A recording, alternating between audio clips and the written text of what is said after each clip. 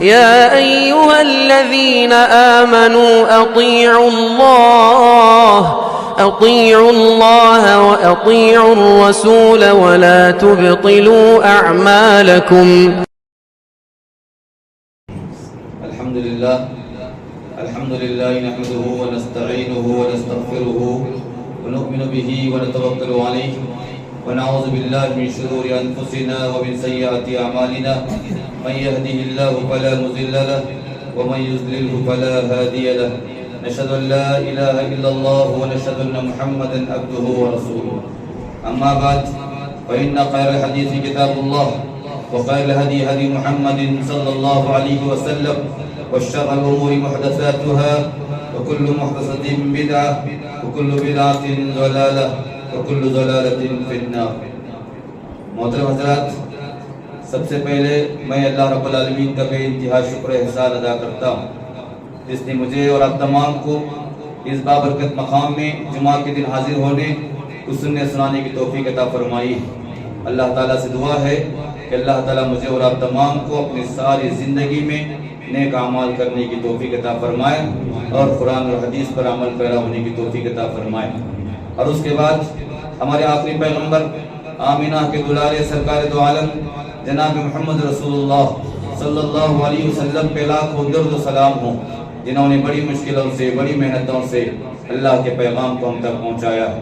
اس پیغام کے پہنچانے میں ہمارے آخری نبی سرکار دو عالم جناب محمد رسول اللہ صلی اللہ علیہ وسلم کو بہت ساری دقتوں کا سامنا کرنا پڑا، بہت ساری پریشانیوں کا سامنا کرنا پڑا. ان تمام پریشانیوں کے بعد آپ صلی اللہ علیہ وسلم نے اللہ کے پیغام کو ساری دنیا تک پہنچا دیا. محترم حضرات، آج اس مبارک جمعہ کے اندر میں چند باتیں انشاءاللہ یعنی 5 باتوں کا ذکر کروں گا جس پر عمل پیرا ہونے کی وجہ سے امید ہے کہ الحمدللہ یہاں پر بھی ہم کو سکون نصیب ہوگا اور اللہ کے پاس بھی ہم کو سکون نصیب ہوگا. وہ 5 باتیں آپ بھی یاد رکھیں اور جو باتیں یہاں پیش کی جائیں گی اللہ سے دعا ہے کہ اللہ تعالیٰ مجھے اور آپ تمام کو ان باتوں پر عمل کرنے کی توفیق عطا فرمائے. محترم حضرات، سب سے پہلی بات یہ ہے کہ آدمی کو چاہیے کہ سکون کے لیے ایک انسان کے پیدائش کے بعد پیدائش کا مقصد پہلے جاننا چاہیے کہ ہماری زندگی کا مقصد کیا ہے، کہ ہماری زندگی کو اللہ نے کیوں جو ہے ہم کو پیدا فرمایا ہے. اس سلسلے میں مختصر بات کہتے ہوئے آگے بڑھوں گا. قرآن کریم کی آیت ہے وَمَا خَلَقْتُ الْجِنَّ وَالْإِنسَ إِلَّا لِيَعْبُدُونَ، میں نے انسان کو اور جنات کو صرف میری عبادت کے لیے پیدا کیا. اور اس کے بعد انسان کی پیدائش کے بعد اللہ تعالیٰ نے سکون کے لیے اس کی اولاد جو عطا کرتا ہے، اللہ تعالیٰ اولاد کے ذریعے سے اللہ سکون نصیب کرتا ہے. تو یہاں پر قرآن کریم کی آیت ہے کہ اللہ نے فرمایا انما اموالکم واولادکم فتنہ، بے شک تمہارا مال اور تمہارے اولاد تمہارے لیے فتنہ ہے. تو آدمی کو سکون اگر چاہیے تو انسان کی پیدائش کے بعد اس کا اللہ تعالیٰ نے جو جوڑا نصیب کیا ہے، شادی ہونے کے بعد اس کی اولاد جو اللہ تعالیٰ اس کو عطا کرتا ہے، اللہ تعالیٰ کا جو ہے بہت بڑا احسان ہے کہ اللہ نے کسی کو لڑکے اور کسی کو لڑکیاں اور جہاں بھی کبھی کبھی دونوں جو ہے ایک انسان کو نصیب کر دیتا ہے. تو اس سلسلے میں اللہ نے کہا کہ اگر تمہاری اولاد کی تربیت، اگر تمہاری اولاد کا سدھار، اگر تمہاری اولاد کے بارے میں تم فکر کرو گے، اگر وہ اولاد نیک صالح بہترین بنے گی، نمازی دیندار بنے گی، اللہ کی چاہنے والی، اللہ کے احکامات پر عمل کرنے والی بنے گی، تو یاد رکھو وہ اولاد تمہارے آنکھوں کی ٹھنڈک بنے گی. دنیا میں بھی تمہارے لیے کامیابی ہوگی اور آخرت میں بھی تمہارے لیے کامیابی ہوگی. تو یہاں تو اللہ تعالیٰ جو اولاد دیتا ہے خالص سلیٹ کے مانند اللہ تعالیٰ ہمارے لیے اولاد نصیب کرتا ہے. اور قرآن کریم کی آیتوں سے اور احادیث سے پتہ چلتا ہے کہ اولاد کو جو اللہ نے دیا وہ خالص سلیٹ ہے اور اسلام کی فطرت پر اللہ نے اولاد کو پیدا کیا. یعنی ایسی اولاد تم کو عطا کیا جو اسلام کے خالص فطرت پر ہیں کہ کل مولود یولد علی الفطرہ فابواہ یحودانہ وینصرانہ ویمجسانہ، کہ اس کے ماں باپ اسے یہودی، نصرانی، مجوسی بنا دیتے ہیں. تو ہم اللہ سے یہ دعا کریں گے کہ اے اللہ جو اولاد ہم کو عطا فرمائے، اے اللہ وہ اولاد جو اسلام کی فطرت پر ہے، اے اللہ تا قیامت موت تک بھی جو اسلام کی فطرت پر قائم رہے. کہیں ایسا نہ ہو کہ ان اولاد کے ذریعے سے ہماری دنیا کی زندگی بھی عقارت چلی جائے اور آخرت بھی ہماری عقارت چلی جائے. تو محترم میرے بھائیو، بزرگوں، دوستو، یہاں پر حدیث میں آتا ہے کلکم راعی وَكُلُّكُمْ مَسْئُولٌ عَنْ رَعِيَّتِهِ کہ تم نے جو ہے تم چرواہے ہو کہ تمہارے جو ہے تم سوال کیے جاؤ گے کہ تمہاری اولاد کے بارے میں اور تمہاری رعیت یعنی تمہاری فیملی کے بارے میں سوال کیے جاؤ گے. تو آج مجھے اور آپ کو یہ کام کرنا ہے کہ ہماری جو اولاد جو اللہ نے عطا فرمائی ہے اولاد کو نیک صالح بنانے کی کوشش کرنا ہے اور ہر حال میں ہر نماز میں اور ہر وقت اپنی دعاؤں میں اپنی اولاد کے نیک بننے کے لیے دعائیں کرتے رہنا ہے کیونکہ اولاد کا نیک ہونا تمہارے لیے یہاں پر بھی جو کامیابی ہے اور اللہ اپنے پاس بھی کامیابی رکھا ہے. اور اس کے بعد اولاد کے نیک ہونے کے لیے ایک شرط بتائی گئی کہ جیسے آج کل نعوذ باللہ بہت سارے افراد ایسے ہیں جو رشتے تلاش کرتے ہیں تو ان کی سوچ ہوتی ہے کہ مالدار کا رشتہ ہو, ان کی سوچ ہوتی ہے کہ بڑے جو ہے پیمانے اور بڑے بلڈنگ محلات کی رہنے والی لڑکی ہو اور ایسا خیال ہوتا ہے کہ اس کا باپ مالدار ہو, اگر ہم شادی کریں گے تو ہماری بیوی مالدار بن کر آئے, ہماری زندگی کامیابی میں چلی جائے گی, کامران ہو جائے گی. یہ سوچ جو ہماری چھوٹی سی سوچ ہے, اس سوچ کی بنیاد پر ہم جو ہے غلط خاندان سے ہم جو ہے بددین عورتوں سے نکاح کر لیتے ہیں. اس کے بعد ہماری حالت کیا ہوتی ہے, نہ دنیا کامیاب ہے نہ آخرت کامیاب ہے. تو یہاں پر اللہ کے نبی صلی اللہ علیہ وسلم نے کہا کہ عورت سے اگر نکاح کرنا ہے تو 4 چیزوں کی بنیاد پر نکاح کرنا ہے.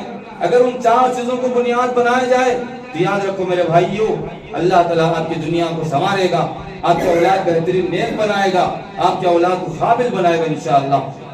تو اللہ کے نبی صلی اللہ علیہ وسلم نے فرمایا تنکح المرأة لأربع, تم عورت سے نکاح کرو 4 چیزوں کو دیکھ کر نکاح کرو. لمالہا, اس کے مال کو دیکھ کر, ولجمالہا, اس کی خوبصورتی کو دیکھ کر, ولحسبہا, اس کے خاندان کو دیکھ کر, ولدینہا, اس کے دین کو دیکھ کر, فاصبر بذات الدین. پھر آخر میں کہا کہ 3 چیزوں کے علاوہ اگر نہ ملے تو تم جو ہے دین کو ترجیح دو.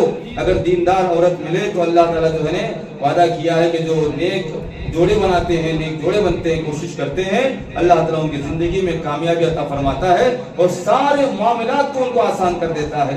پھر اس کے بعد میں محترم میرے بھائیوں یہاں پر کہا کہ فطریبت یداک, اگر تم دین کو ترجیح دو گے تو تمہارے لیے بہتری ہوگی, تمہارے جو ہے وہ خوش نصیبی کی بات ہوگی. تو محترم حضرات میں اس بات سے کہنا چاہتا ہوں کہ آج ہم رشتے تلاش کریں تو ہمیشہ یہ سوچیں کہ ہماری زندگی میں آ کر ہماری زندگی کو سنوارنے والی اور گھر کے اندر بہتر ماحول بنانے والی اور جو اولاد ہوگی اس اولاد کی بہترین تربیت کرنے والی, اولاد کو قابل بنانے والی, اولاد کو اللہ کی طرف متوجہ کرنے والی, اولاد کو نمازی بنانے والی اور اولاد کو دیندار بنا کر خود کی بھی دنیا کامیابی کے لیے حاصل کرنے والی اور اپنے شوہر کو بھی کامیاب بنانے والی ایسی عورت کی ہم کو تلاش کرنا ہے. کیونکہ دنیا کبھی ہاتھ کا محل ہے, اس ہاتھ میں کبھی محل جو ہے کبھی ٹکتا نہیں ہے. دولت آتی ہے تو کبھی انسان کے پاس باقی نہیں رہتی ہے. نصیب کی بات ہے کہ دولت اگر کسی کے پاس باقی رہے یہ ہاتھ کا محل ہے, لیکن دینداری کو اگر ترجیح دیں تو یاد رکھو اللہ تعالیٰ اپنی دنیا یہاں بھی سکون میں رکھے گا اور اللہ اپنے پاس بھی سکون میں رکھے گا انشاءاللہ. اور اس کے بعد میں یہ بھی کہنا چاہتا ہوں اولاد کے نیک ہونے کے لیے, اولاد کا نیک ہونا بہت بڑی بات ہے. اولاد کا نیک ہونا آنکھوں کی ٹھنڈک ہے.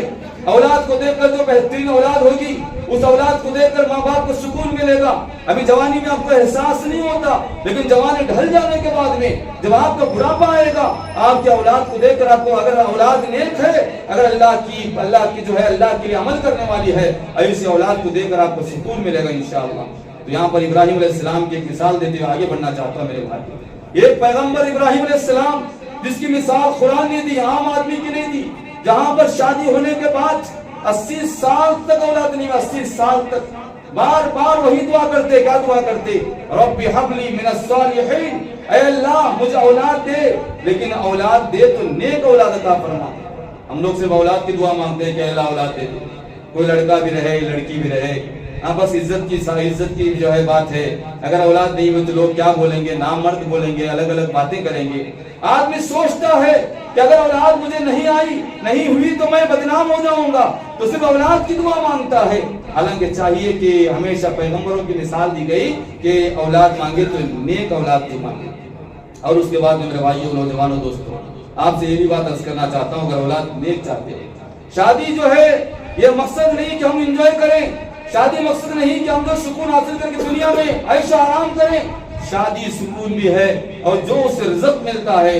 کوئی کاروبار کرتے ہیں, کوئی معاملات کرتے ہیں, آپ چاہتے ہیں کہ کاروبار میں فائدہ حاصل ہے, آپ چاہتے ہیں کہ کاروبار عمدہ رہے, آپ چاہتے ہیں کہ کاروبار بہترین فائدے والا رہے, تو آپ عورت سے جب ملاقات کرتے ہیں تو وہاں پر جناب محمد رسول اللہ صلی اللہ علیہ وسلم نے دعا سکھائی کہ اللہم جنب الشیطان وجنب الشیطان ما رزقتنا، کہ اے اللہ مجھے اس شیطان کے پھندے سے بچا لے، اس شیطان کے بلاپ سے بچا لے مولا۔ میں جب میری بیوی سے ملاقات کرتا ہوں حلال طریقے سے تو یہاں پر اگر دعا کی جائے، اگر نیت خالص رہے، یاد رکھو اللہ کی قسم کھا کر کہتا ہوں کہ اللہ تعالیٰ ان نوجوانوں کو نیک اولاد نصیب کرے گا، نیک رزق انشاءاللہ اس کا انتظام ہوگا، بہترین اولاد ہوگی جو قیامت کی صبح تک نیک عمل کرے گی اور اس کا ثواب آپ تک تمام کو جو ہے قطع قیامت پہنچتا رہے گا۔ تو یہاں مختصر وقت بالکل کم ہے، میں یہ کہنا چاہتا ہوں کہ جب بھی آپ نکاح کریں، جو نوجوان ہیں نیک اولاد کی دعا کریں، اور عورت سے جب بھی ملیں دعا کے ساتھ میں ملیں، انشاءاللہ وہ اولاد نیک ہوگی، آپ کی آنکھوں کی ٹھنڈک بنے گی، دنیا میں بھی آپ کی دنیا کامیاب ہوگی، آخرت میں بھی انشاءاللہ آپ کی دنیا کامیاب ہوگی۔ اور اس کے بعد دوسری بات جس کے ادا کرنے سے آدمی کو دنیا میں بھی سکون ملتا ہے اور آخرت میں اپنی موت کے بعد میں یہاں پر سکون، حضرت تو سکون یہی ہے لیکن موت کے بعد بھی اللہ اس کو سکون عطا فرماتا ہے۔ اور دوسری بات ہے کہ جو ہے نماز کی پابندی ہے، نماز فرض قرار دی گئی ہے۔ لوگ آج کل کیا سمجھ بیٹھے ہیں کہ جمعہ نماز ادا کر لیے چلے گئے بس ہمارا کام ختم ہو گیا، نعوذ باللہ، اللہ معاف فرمائے۔ آج اذانیں ہوتی ہیں، آج ہمارے کان اس اذان کو سنتے ہیں، اللہ کے پاس جواب دینا پڑے گا کہ اذان ہوتی ہے اپنے کاروبار کے لیے نکلتا ہے، اذان ہوتی ہے اپنے خواہشات پورے کرنے کے لیے نکلتا ہے، اذان ہوتی ہے اپنے گھر کے معاملات پورے کرنے کے لیے جاتا ہے۔ یاد رکھو اللہ کی قسم کھا کر کہتا ہوں، جو آدمی نماز کی پابندی نہ کرے اس آدمی کی ساری دنیا میں جو بھی کام کرے اللہ خیر و برکت کبھی عطا نہیں کرے گا، اس کے کمائی میں خیر و برکت نہیں ہوگی، اسے کبھی سکون اور شانتی نہیں ملے گی۔ اگر پہاڑوں کے برابر، یاد رکھو یہ بات، پہاڑوں کے برابر بھی اگر جو نیکیاں کرے، پہاڑوں کے برابر بھی کمائی کرتا ہو، اگر اس کے پاس خزانے ہیں لیکن اگر اس کے اندر نماز کی پابندی نہیں، اللہ وقت پر نماز نہیں پڑھتا ہے، ایسے اوقات میں اس کے لیے اللہ تعالیٰ خیر و برکت نہیں دیتا۔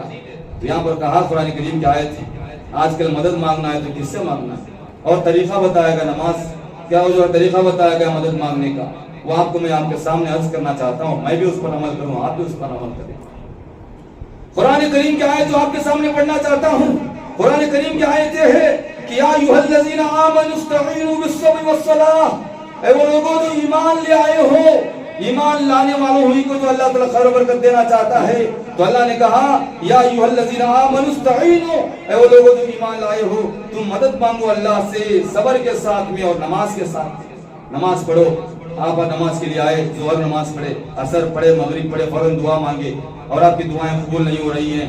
آدمی لوگ کہتے ہیں کہ 5 سال سے نماز پڑھ رہا ہوں، 10 سال سے نماز پڑھ رہا ہوں لیکن کوئی مسئلہ حل نہیں ہو رہا ہے، تو اللہ نے کہا کہ نماز کے ساتھ ساتھ صبر بھی کرنا بہت ضروری ہے۔ اور صبر اتنا صبر جس طرح کہ میں نے مثال دی آپ کو ابراہیم علیہ السلام کی کہ 80 سال تک انہوں نے دعا مانگی تھی، 80 سال تک، اس کے بعد میں اللہ نے ان کو اولاد دی۔ اور ایسے ایسے پیغمبروں کی مثال آپ کے سامنے ہے کہ ایوب علیہ السلام کی مثال بھی آپ کے سامنے ہے، تقریباً اللہ خیر کرے 18 سال تک بیمار تھے، 18 سال۔ کتنے سال؟ 18 سال بیمار ہیں، بدن میں جو ہے کیڑے پڑے ہوئے ہیں، جو ہے پریشانی کا عالم ہے، ساری نعمتیں چھین لی گئی ہیں، لیکن اس کے بعد بھی ان کے زبان سے کبھی اللہ کے ناشکری کے الفاظ نہیں، کبھی انہوں نے کوئی شکایت نہیں۔ آخر لفظ ان کا تھا اللہ مجھ پر رحم فرما، یہ لفظ تھا 18 سال تک ان کی آزمائش چلی۔ ہم اور آپ کیا ہیں؟ ہم کون سے کھیت کی مولی ہیں بتاؤ؟ تو ہم کو صبر کرنا ہے اور ہمیشہ نماز کی پابندی کرنا ہے۔ قرآن کریم کی آیت میں آخری لفظ کیا تھا؟ ان اللہ مع الصابرین، بے شک اللہ تعالیٰ صبر کرنے والوں کے ساتھ۔ اور اس کے بعد میں حدیث کی بات ہے جو آپ کے سامنے عرض کروں، کہا جناب محمد رسول اللہ صلی اللہ علیہ وسلم نے، میرے بھائیوں، کہا اقرب ما یکون العبد من ربہ وهو ساجد فاکثروا الدعاء، کہ تم اگر اللہ سے قریب ہونا چاہتے ہو، تمہارا ارادہ اگر اللہ سے قریب ہونے کا ہے، اگر تم اللہ سے ملنا چاہتے ہو، اللہ سے مرادیں اپنی پوری کروانا چاہتے ہو، اللہ سے اپنے من کی بات بتانا چاہتے ہو، تو اللہ تعالیٰ نے جو ہے ہمارے آخری پیغمبر صلی اللہ علیہ وسلم کے ذریعے سے کہا اقرب ما یکون العبد، جو بندہ قریب ہوتا ہے اپنے رب سے، وهو ساجد، سجدہ کرنے کے عالم میں، فاکثروا الدعاء، سجدے میں جب جاؤ تو اللہ سے کثیر دعا کرو، اللہ سے مانگو، اللہ تعالیٰ تمہاری مرادیں انشاءاللہ ضرور پورا فرمائے گا۔ اور اس کے بعد میں نماز 5 وقت پڑھنے کے لیے نہیں کہا گیا، ذرا توجہ فرمائیں، نماز 5 وقت پڑھنے کے لیے نہیں کہا گیا میرے بھائیوں، نماز کو قائم کرنے کے لیے کہا گیا. جس طرح یہ جو ہے کس کے رکھا گیا ہے یہ قائم نہیں ہے, رکھا گیا ہے. اگر میں اٹھاؤں تو ادھر رکھ سکتا ہوں, اٹھاؤں تو ادھر رکھ سکتا ہوں. یہ ہماری من مانی ہے, ہماری من مانی ہے. ہم اللہ کی بات نہیں مانتے ہیں, ہم اپنے دل کی بات مانتے ہیں. ہم اپنے دل کو خدا بنائے بیٹھے ہیں. جناب محمد رسول اللہ صلی اللہ علیہ وسلم سے اللہ نے کہا افرائیت من اتخذ الہ ہوا, اے اللہ کے نبی صلی اللہ علیہ وسلم کیا آپ نے ایسے آدمی کو دیکھا جو اپنے خواہش کو خدا بنائے بیٹھا ہے. مرضی آتی ہے تو ظہر کو آتا ہوں, مرضی نہیں آتی ہے تو عصر کو نہیں آتا ہوں, مرضی آتی ہے تو مغرب کو آتا ہوں, مرضی نہیں ہے تو عشاء کو آتا ہوں. جب دل چاہے اور جب ہماری مرضی بتائے اس وقت نماز کی حاضری دیتا ہوں اور رضو کرتا ہوں, نماز پڑھتا ہوں. حالانکہ یہ سلسلہ اسلام کا نہیں ہے. اسلام نے کہا کہ تم نماز کی پابندی کرو, نماز کو قائم کرو. صبح کی نماز کا ٹائم ہو گیا, میں آپ کو مثال دے رہا ہوں. صبح کی نماز کا ٹائم ہو گیا, اذان ہو رہی ہے, آپ سوئے ہیں, تھکان بہت زیادہ ہے, مؤذن پکار رہا ہے, حی علی الصلاۃ حی علی الفلاح کی صدائیں آ رہی ہیں, لیکن آپ کا دل بول رہا ہے ارے بھائی تھکا ہوا ہے, تھوڑا 10-15 منٹ سو جا, ایک آدھا پونا گھنٹہ سو, اس کے بعد آرام سے تو نماز پڑھ لینا, کوئی بات نہیں ہے. ایک نماز چک جائیے تو کیا ہونے والا ہے. یہ شیطان انسان کو سلاتا ہے, لیکن آدمی صحیح معنی میں رب کو ماننے والا وہی ہے. یاد رکھو اللہ کو چاہنے والا, اللہ کی بات پر عمل کرنے والا وہی ہے جو اذان کی آواز پر لبیک کہتے اڑتا ہے, کہتا ہے کہ مولا سارا تن بدن تیرا ہے, مولا ساری زندگی سارے اعمال سب تیرے ہیں.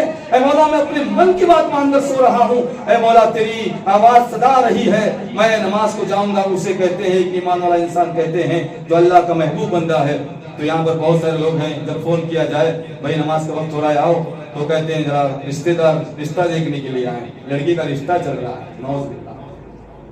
آپ رب کی نافرمانی کر کر, آپ اللہ کی آواز پر انکار کر کے آپ اگر رشتہ جوڑنے کی کوشش کریں گے تو اس نمبر پر میں اللہ کی قسم کھا کر کہہ رہا ہوں کہ اس انسان کے رشتے میں برکت نہیں آئے گی.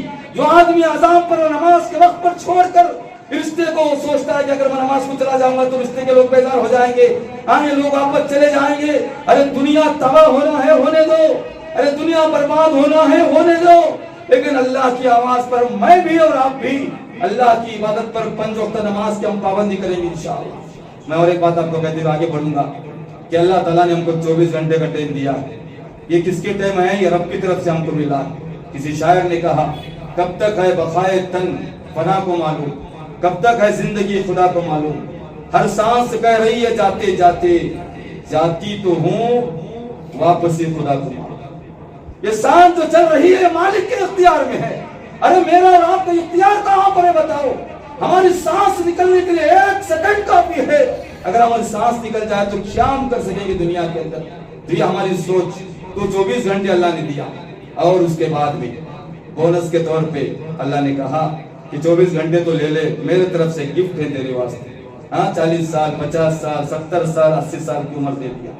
اس کے بعد بھی میرے بھائیوں خود اللہ پوچھتا ہے کہ بھائی تم جو ہے ظہر کے 10-15 منٹ مجھے دے دو, عصر کے 15 منٹ مجھے دے دو, مغرب کے 15 منٹ مجھے دے دو, جو ہے عشاء کے 15 منٹ مجھے دے دو, صبح کے 15 منٹ مجھے دے دو. اور ایسے ہی نہیں, قیامت کے دن اس کا 100 گنا بڑھا کر تجھ کو واپس کر دوں گا. یہ اذان کا نماز کا وقت ہم اللہ کے لیے دے کر اس کا بدلہ ہم قیامت میں لینے کے لیے تیار نہیں. تو اس سلسلے میں قرآن کریم کی ایک آیت ہے میرے بھائیوں, اللہ نے کہا کہ جو آدمی کو اتنا سمجھ بوجھ دینے کے بعد, اتنا اختیار دینے کے بعد, اتنا سب کچھ دینے کے بعد اور ساری نعمتیں عطا کرنے کے بعد اگر وہ آدمی اللہ کی نافرمانی کرتا ہے تو اس ممبر پر کہہ رہا ہوں اللہ نے قرآن کریم میں فرمایا قسم اللہ کی, اللہ نے کہا کہ وہ جانور ہے. کیا کہا؟ جانور ہے.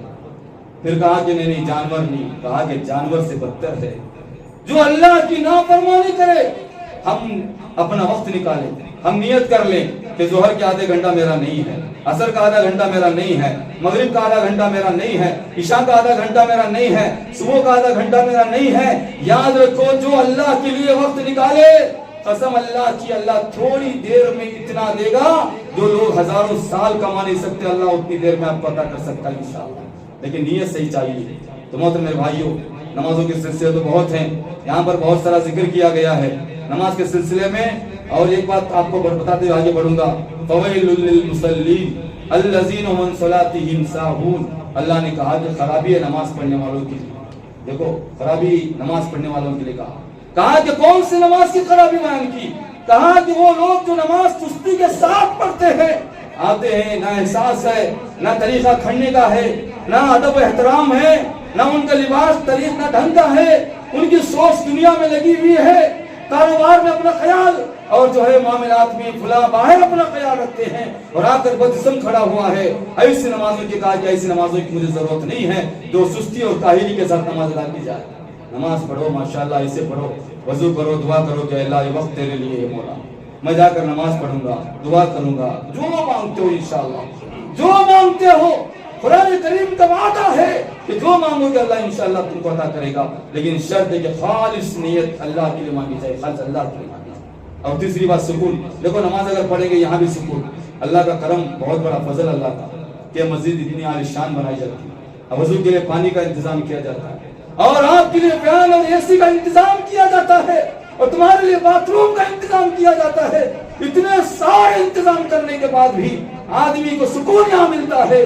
سکون اس دنیا کے اندر مسجد سے بڑھ کر کوئی سکون کی جگہ نہیں ہے۔ تو اتنا سکون کی جگہ چھوڑ کر اگر ساری دنیا میں اگر آپ پھرتے رہیں، ساری دنیا کی دولت لانے کی کوشش کریں، قسم ہے اللہ کی، اس کو سکون کبھی حاصل نہیں ہوگا جو اللہ کے سکون کو یہاں مسجد کو چھوڑ کر جو ہے آدمی سکون کو باہر تلاش کرتا ہے۔ محترم حضرات، اس کے بعد تیسری بات جو سکون کی ہے، یہاں پر قناعت پسندی کی ہے، قناعت پسند ہونا چاہیے۔ آدمی کو جو ملا اللہ تعالی شکر اور احسان، جو ملا یہ تھوڑا سا ہی اگر انسان کی رزق زندگی میں ملتا ہے، ارے اللہ کی بہت نعمتیں ہمارے اوپر ہیں، ہماری آنکھ ہے، پیر ہیں، ہاتھ ہے، یہ دماغ ہے، اور اولاد کی شکل میں، بیوی کی شکل میں، ماں باپ کی شکل میں، اور بہت ساری نعمتیں اللہ نے دی ہیں۔ اتنی ساری نعمتیں لینے کے بعد آدمی اگر شکر گزار نہ بنے تو یہاں پر جناب محمد رسول اللہ صلی اللہ علیہ وسلم نے کہا ہے، فارمولہ بتایا، آپ کو بھی بتانا چاہتا ہوں، انظر الی من هو اسفل منکم، تم دیکھو اس آدمی کی طرف جو تمہارے سے نیچے والا ہو، ولا تنظروا، تم مت دیکھو الی من هو فوقکم، تمہارے سے اوپر والے کو مت دیکھو، اگر دیکھے تو دعا کرو کہ اللہ اس کو بھی اچھا رکھ اور مجھے بھی اچھا بنا دے۔ جلن کی نظر سے نہ دیکھو، اللہ کی ناشکری کی نظر سے نہ دیکھو، اللہ کی نافرمانی کی نظر سے نہ دیکھو۔ اگر کسی کو دیکھتے ہو تو کہو اے اللہ تعالی شکر ہے کتنا بہترین انسان بنایا ہے، اے اللہ اسے دولت دیا ہے، بنگلہ دیا ہے، فلاں دیا ہے، اس کے اوپر بری نظر مت کرو اور کہو کہ اے اللہ میں بھی تیرا بندہ ہوں، مجھے بھی عطا فرما دے، اور عطا کرنے کے بعد میں مولا اس دولت کو دین پر خرچ کرنے کی توفیق عطا فرما، اس دولت کی بنیاد پر غلط قدم ہمارے نہ اٹھے، یہ سوچ اور یہ دعا انسان کی ہونی چاہیے۔ لیکن یہاں پر کہا کہ تم دیکھو تو نیچے والے کو دیکھو، اگر کوئی کار چلا رہا ہے تو اگر کوئی جو ہے چل کے جا رہا ہے، اگر کوئی جو ہے گاڑی میں جا رہا ہے تو یہ سوچو کہ اللہ کا شکر ہے کہ اگر کسی کے پیر نہیں ہے تو یہ بولو کہ اللہ کا شکر ہے کہ میرے پیر ہیں۔ اگر آپ کے پاس جو ہے ایک گاڑی ہے، کسی کے پاس سائیکل ہے تو یہ کہو کہ سائیکل اس کے پاس ہے، اے اللہ تعالی شکر ہے کہ میرے پاس گاڑی ہے۔ تو ہر نیچے والے کو دیکھ کر یہ احساس کرو، اللہ سے کہو کہ اللہ تعالی شکر اور احسان ہے۔ تو یاد رکھو، سب سے بڑی بات کہتا ہوں، جو دل سے پاک رہے گا اللہ کا بندہ بنے گا، اللہ کے لیے جیے گا، اللہ اسے قدم قدم سکون نصیب کرے گا انشاءاللہ۔ اور ایک مثال دیتے ہوئے آگے بڑھتے ہیں، کیونکہ یہاں پر ایک واقعہ ضروری آپ کو سنانا۔ ایک مولوی صاحب تھے، بڑے عالم تھے، ان کے پاس ایک آدمی آئے، آ کر بولے کہ بیٹھے، تو عالم صاحب نے کہا کہ نماز کی پابندی کرو، فلاں کرو، ذکر و اذکار کرو، ایک نصیحت جو ہے آمیز الفاظ میں ہونے کے۔ اتنا بولنے کے بعد میں اس آدمی نے کہا کہ مولانا صاحب آپ تو آرام ہے، مسجد میں تنخواہ ملتی ہے، فلاں فلاں ہے، میرے بہت سارے مسائل ہیں، میرے پاس کچھ بھی نہیں ہے، اللہ کی طرف سے ایک بھی نعمت مجھے حاصل نہیں ہے۔ تو اس کے بعد مولوی صاحب نے کہا کہ ایک کام کرو، تھوڑا بیٹھو۔ تو ایک جگہ فون لگوایا، لگا اور کہا کہ بھائی ادھر آؤ، آپ سے کچھ بات کرنا۔ تو فون لگانے کے بعد 2 منٹ آدھے گھنٹے میں ایک آدمی آیا، آنے کے بعد کہا کہ اس کے پاس کڈنی ہے اور تم کو کڈنی جو فیل ہو گئی ہے، تم بہت بڑے کروڑ پتی ہو اور اس کے پاس ایک کڈنی موجود ہے، تم اس کی کیا قیمت لگاؤ؟ اس نے کہا کہ اگر ایک کڈنی دے گا تو 1 کروڑ سے زائد اسے میں رقم دے دوں گا۔ پھر کہا کہ اور ایک کڈنی لوگے تو کیا دو گے؟ کہا کہ اور 1 کروڑ دے دوں گا۔ پھر کہا کہ آنکھ لو تو کیا کرو گے؟ کہا کہ اور 1 کروڑ دے دوں گا۔ تو ساری نعمتوں پر کروڑوں کی بات کرتا گیا۔ تو اس آدمی بیٹھ کر دیکھا، پوچھا مولانا صاحب کیا بات ہے، آپ میرے کڈنیوں کی آنکھوں کی قیمت کیوں لگا رہے ہو؟ تو اس کے بعد مولوی صاحب نے کہا کہ بھائی اللہ کا شکر ادا کر کہ اس کے پاس کڈنی نہیں ہے، دولت کے خزانے بہت ہیں، تیرے پاس اللہ نے کڈنی کا انتظام کیا، تیرے پاس اللہ نے آنکھوں کا انتظام کیا، اتنے پیاری محبت والی آنکھیں، کہ جس کے پاس آنکھ نہیں ہے چلتے ہوئے لگڑتے ہوئے چلتے ہیں، کوئی سہارا لینا پڑتا ہے، دولت کے خزانے ہیں، بیوی خوبصورت ہے دیکھ نہیں سکتا ہے، اولاد معصوم ہے دیکھ نہیں سکتا ہے، اس کے پاس خزانے ہیں لیکن اسے حاصل نہیں کر سکتا ہے، فائدہ حاصل نہیں کر سکتا ہے، اس روڈ سے اس روڈ کو نہیں جا سکتا ہے، کسی کی دعوت میں شریک نہیں ہو سکتا ہے، ایک معمولی دعا کی قیمت کروڑوں میں ہے۔ اللہ نے اتنی نعمتیں تجھے آج تیرے بدن میں رکھی ہیں، تیرے بدن میں اتنی ساری نعمتیں رکھی ہیں، پھر بھی تیرا شکریہ کا احساس نہیں۔ تو تب مولوی صاحب جو آدمی نے کہا کہ میں اب اللہ کا شکر ادا کرتا ہوں، اللہ سے معافی چاہتا ہوں کہ اللہ اتنی ساری نعمتیں میرے جسم کے اندر رکھی ہے، تو اللہ کا کرم، اللہ کا شکر ادا کرو میرے بھائی۔ ہمیشہ صبح سے لے کر شام تک اگر اللہ چاہے تو 1 سیکنڈ میں تباہ کر سکتا ہے، اگر اللہ چاہے تو ساری دولت برباد کر سکتا ہے، تو اللہ کی نعمتیں ہیں، اللہ کا شکر ادا کرنا ہے۔ اس کے بعد میں مختصر بول رہا ہوں کہ چوتھی بات، دعا بہت ضروری ہے، دعا بہت ضروری ہے، دعا ہمیشہ ہر وقت دعا کرنا، چلتے بیٹھتے اڑتے جہاں پر بھی جاؤ دعا کرنا۔ ایک مثال میں آپ کو دیتے ہوئے آگے بڑھوں گا، آپ کو سمجھ میں آئے گا کہ آپ کتنا پیچھے ہیں اور کتنا کمزور ہیں۔ ہمارے پیغمبر جناب محمد رسول اللہ صلی اللہ علیہ وسلم کو دیکھو کہ انہوں نے دعا سکھائی، کیا کیا سکھایا؟ آئینہ دیکھنے کی دعا، مسجد میں آنے کی دعا، بیٹھنے کی دعا، کھانے کی دعا، بستر پر جانے کی دعا، اور اس دودھ پینے کی دعا، دعوت میں جانے کی دعا، سواری کی دعا، لباس پہننے کی دعا، ساری دعائیں سکھائی اللہ کے نبی صلی اللہ علیہ وسلم نے۔ اور جب دعا سکھانے والا کیا پڑھے بغیر رہے گا؟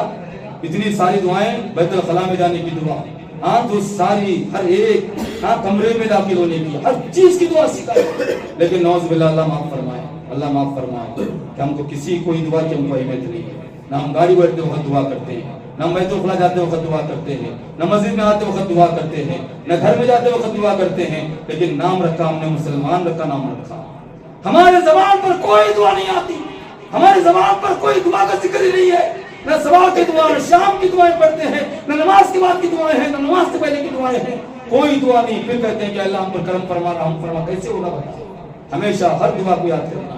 ہم مسلمان ہیں، دنیا کمانے کے لیے نہیں آئے، دنیا حاصل کرنے کے لیے نہیں آئے، دنیا اللہ خود دینے کا وعدہ کیا کہ تم میرے راستے پہ چلو، ساری دولت کو تیرے پیچھے لگا دیتا، تم میرے سامنے میرے لیے لڑو، تم میرے راہ میں، میرے معاملات میں تم کوشش کرو، اللہ کا ذکر کرو اور کہو کہ مولا میں تیرے حوالے ہوں، تو ساری دنیا کو تیرے حوالے کر دوں گا، ساری دنیا کو تیرے پیچھے لگا دوں گا۔ بہت سارے قرآن کی آیتیں ہیں کہ جو اللہ کا بندہ بنے گا، اللہ کی قسم اللہ کا اس کا بنے گا انشاءاللہ، اور دنیا میں بھی عزت ہوگی اور آخرت میں بھی عزت ہوگی انشاءاللہ۔ اس کے بعد میں قرآن کریم کے الفاظ بہت ساری جو ہے واقعات بھی تھے، لیکن ذکر کرنے کا میرے پاس وقت نہیں ہے۔ یہاں پر قرآن کریم کی آیت ہے وَإِذَا سَأَلَكَ عِبَادِي عَنِّي فَإِنِّي قَرِيبٌ، یہ کہا کہ جب میرا بندہ مجھ سے سوال کرتا ہے فَإِنِّي قَرِيبٌ، میں اس سے قریب ہو جاتا ہوں، اجیب دعوت الداعی، جب دعا کرنے والا دعا کرتا ہے تو اس کی دعا قبول کرتا ہوں، اذا دعان، جب وہ پکارتا ہے اس کی آواز کو لبیک کہتا ہوں۔ ہماری نعوذ باللہ کیسی کیفیت ہے، بچہ بیمار ہوا، گھر میں ہم بیمار ہیں، ہماری حالت بتاتا ہوں، ہم ڈاکٹر کے پاس جاتے ہیں دولت کے نشے میں، ہم حکیموں کے پاس جاتے ہیں دولت کے نشے میں، ہم ساری دنیا پھرتے ہیں، اپنا سارا علاج کروا لیتے ہیں، آخر میں سب خالی ہونے کے بعد، سب برباد ہونے کے بعد میں آخر میں کہتے ہیں اللہ تیرا درجہ، تیرا دروازہ، آخری دروازہ تیرا ہے، اب تیرے علاوہ کوئی راستہ ہمارے پاس نہیں ہے، تیرے علاوہ کوئی ہمارے در نہیں ہے۔ ارے اگر یہی بات اگر تم پہلے کہی ہوئے ہوتے، پہلے اگر یہ بولے ہوتے تو تمہاری زمین بھی بچ جاتی، آستی بھی بچ جاتی، گھر بچ جاتا، سب بچ جاتا۔ حالانکہ جناب محمد رسول اللہ صلی اللہ علیہ وسلم نے کہا کہ اگر تمہارا چپل کا تسمہ بھی ٹوٹتا ہے تو وہ بھی اللہ سے مانگو، ذرہ برابر تکلیف آتی ہے تو اللہ سے مانگو، ذرہ مشکل آتی ہے تو پہلے اللہ سے کہو کہ مولا میں تیرا بندہ ہوں، تیرے سامنے مانگنے آیا ہوں، اے اللہ تو مجھے عطا کر۔ اس کے بعد دنیا کی تلاش ہے، لیکن پہلے دنیا گھوم کر بعد میں اللہ کے دربار میں آتے ہیں، یہ ہمارے مسلمانوں کی ہے۔ اس کے بعد پانچویں بات یہ قرآن کریم کیا ہے، لا تیأسوا من رحمت اللہ، اللہ کی رحمت سے مایوس مت ہو جاؤ، کبھی بھی ہر حال میں اللہ کی رحمت سے، اللہ سے کبھی مایوس نہیں ہونا ہے۔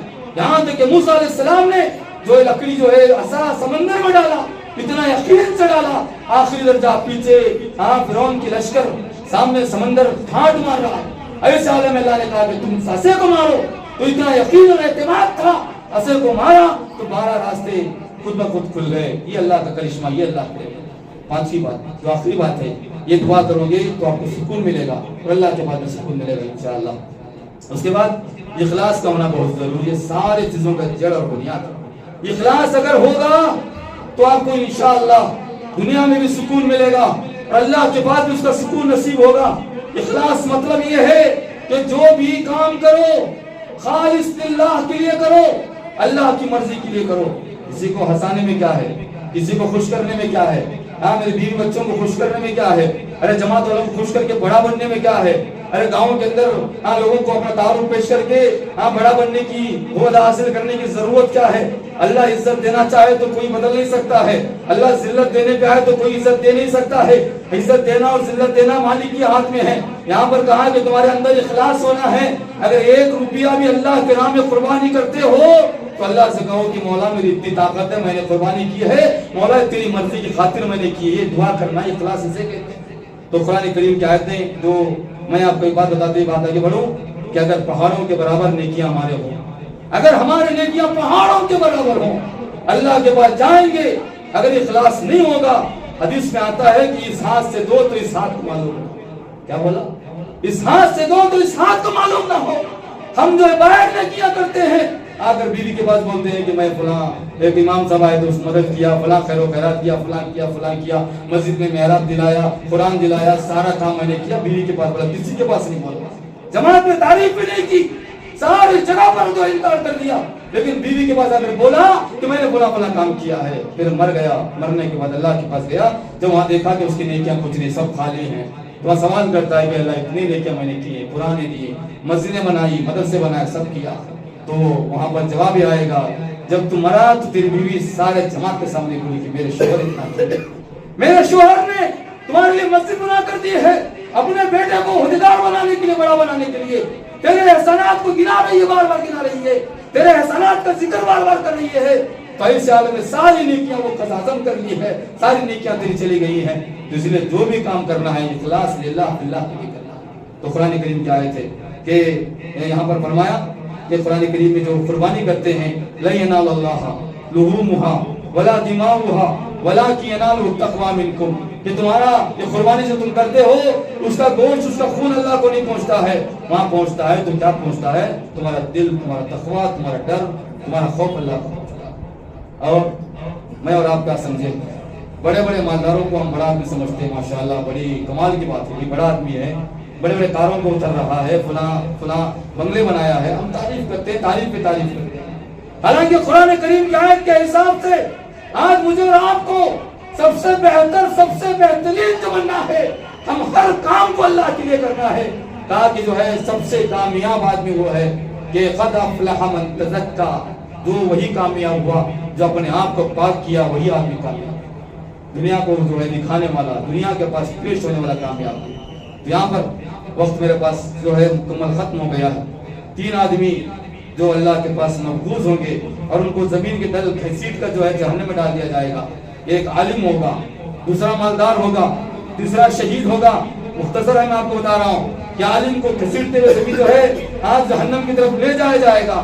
عالم بولے گا، اے مولا میں نے بڑے بڑے خطاب دیے، مولا میں نے بڑے بڑے جو درس دیے، مولا میں نے ساری دنیا کے سامنے ہزاروں ویڈیو ریکارڈ کر کے میں نے پیش کیے، ساری دنیا کو میں نے فائدہ پہنچایا۔ تو اللہ کہیں گے سب کچھ تو نے کیا، سب کچھ تو نے کیا، لیکن تیرے دل میں ایک کھوٹ تھی کہ لوگ تجھے بہت بڑا عالم بولے، بہت بڑا علامہ بولے، بہت بڑا تیرا پوسٹ ہو، تیرے واسطے لوگ جپیں، تیرے تو آنے کا انتظار کریں، تیرے مستقل ملاقات کے لیے لوگ شوقین حاصل کریں، اور تیرے ملنے کے لیے لوگ گاڑیاں لے کر کھڑا کریں۔ یہ تیرے دل میں شوق تھا، تیرا سارا بدلہ وہیں دے دیا گیا ہے، یہاں پر تیرے لیے کوئی بدلہ نہیں ہے، تیرا بدلہ جہنم کا بدلہ۔ اور اس کے بعد مالدار بلایا جائے، مالدار بولے گا، اے اللہ میں نے مسجدیں بنائی، اے اللہ مدرسے بنائے، اے اللہ میں نے خیر و خیرات کیے، اے اللہ میں نے قرآن تقسیم کیے۔ تو وہاں پر رب کہے گا تو سب کچھ کیا، سب کچھ کیا، سارا خیرات کیا، سب کچھ کیا، لیکن جو کیا وہاں ریاکاری کے لیے کیا۔ لوگ تجھے بڑا انسان بتا دیں، مالدار بولے، متولی بنا دیں، ذمہ دار بنائیں، فلاں کریں فلاں کریں، یہ سوچتے لیجیے سارا بدلہ تجھے دنیا میں مل گیا ہے، یہاں کوئی طرح بدلہ نہیں، سب خالی ہو گئے۔ پھر تیسرا آدمی شہید کے بارے میں آپ سنا، شہید کے بارے میں کہا جاتا ہے، قرآن کریم کی آیتیں ہیں، ان کو مردہ مت بولو، زندہ ہیں۔ اللہ اتنا بڑا مرتبہ دیا، زندے کا مرتبہ دیا، کہا کہ ان کو مردے کا لفظ سننا بھی جو ہے اللہ کو گوارا نہیں ہے۔ اللہ نے کہا جو اللہ کے راہ میں شہید ہوتے ہیں ان کو جو ہے مردہ مت کہو، ان کو زندہ کہو۔ ویسے آدمی جو کھسیٹتے ہوئے جہنم کی طرف کھینچ کے لایا جائے تو شہید بولے گا اے اللہ تیرے راہ میں نے شہادت حاصل کی, تیرے راہ میں نے قربانی پیش کی, میرے اوپر 1000 زخم پڑے ہوئے ہیں مولا, میں نے ساری زندگی اے اللہ تیرے لیے راہ میں جہاد کرتے کرتے ختم ہو گئے, اے مولا میں نے ہزاروں کافروں کو قتل کر دیا, تو اتنا سب ہونے کے بعد جہنم میں کیوں بھیج رہا ہے؟ تو اللہ کہے گا تو ساری سب نیکیاں تیرے دماغ میں ایک تھا کہ تجھے سپہ سالار بہت بڑا مجاہد جہاد کرنے والا, ہاں تیرے دل میں ایک خواہش پیدا ہوئی, سارا عمل دیکھا. تمہیں تو میرے بھائیوں اہتمام باتیں ہیں, کہنا مقصد نہیں ہے, آپ کو عمل کرنا ہے. انشاءاللہ سے ارادہ کرو کہ 5 باتیں نہیں, بار بار قرآن کی تلاوت کرو, نمازوں کو آؤ, یہ دائرہ ہے شیطان سے دور دائرہ ہے, ساری دنیا میں شیاطین, لیکن مسجد میں داخل ہو جاؤ تو اللہ کی رحمت کے فرشتے, اس رحمت کے فرشتے جہاں پر رہتے ہیں, ارے یہاں پر آ کر دیکھو کتنا سکون ملتا ہے. ارے جمعہ میں آتے ہو تو اتنا سکون ہے, 5 وقتہ نماز پڑھو گے دنیا کیا کرو, اللہ خود دنیا تم کو لوٹا دے گا انشاءاللہ. 5 وقتہ نماز کی پابندی کرتے ہوئے یاد رکھو کوئی ساتھ نہیں آتا. خبر میں دفنانے کے بعد میں سب سے پہلے کہا جاتا ہے کہ بچوں کو بلاؤ, اس کے بچوں کے ذریعے سے مٹی ڈال دو, رشتہ داروں کو بلاؤ, رشتہ داروں سے مٹی ڈال دو. ارے خاندان کے لوگ فخر محسوس کرتے مٹی ڈالنے کو, ارے موت ہو جائے گی سب تمہارا نہیں, سب تمہارا ختم ہو گیا. تم مرنے سے پہلے اللہ کے محبوب بندے بن کے مرو انشاءاللہ. تو اللہ سے دعا ہے کہ اللہ تعالیٰ مجھے اور آپ تمام کو نیک عمل کرنے کی توفیق عطا فرمائے, اور ہمیں قرآن و حدیث پر عمل پیدا ہونے کی توفیق عطا فرمائے, اور تا دم حیات ہماری موت تک میرا مولا آج جماعت پر جو کتنے لوگ ہیں اور مجھے بھی ملا کر میرا مولا ہم کو نیک متقی بنا دے. مولا مولا خالص تیرے لیے اے اللہ تیری مرضی کی خاطر جینے کی توفیق عطا فرما. آمین. السلام علیکم ورحمۃ اللہ. محترم حضرات, جو وقت تھا اس پر میں نے جو ہے خطاب کیا. اصل مقصد اس سے پہلے بہت پہلے میں خطبے کے لیے آیا تھا آپ کے پاس.